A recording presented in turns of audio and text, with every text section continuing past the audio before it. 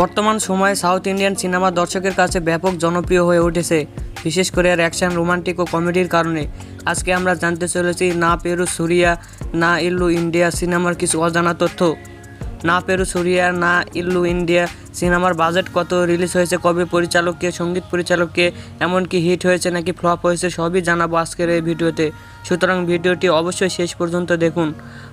প্রথমে আসি পরিচালকের কাছে। এটি পরিচালনা করেছেন বক্কন্তম বংশী এবং মিউজিকে আছেন বিশাল শেখর। অভিনয় করেছেন আইকন স্টার আল্লু অর্জুন সারজ, আনু, বোমান হিরানি সহ আরও অনেকে। না পেরু সুরিয়া না ইল্লু ইন্ডিয়া সিনেমার বাজেট প্রায় 55 কোটির মতো। এটি বিশ্বব্যাপী আয় করেছে 80 কোটি। সেই সাথে সিনেমাটি এভারেজ জোনে চলে যায়। ভিডিওটি ভালো লাগলে অবশ্যই লাইক দিবেন এবং কমেন্ট করে জানাতে ভুলবেন না এবং সাবস্ক্রাইব করে রাখুন।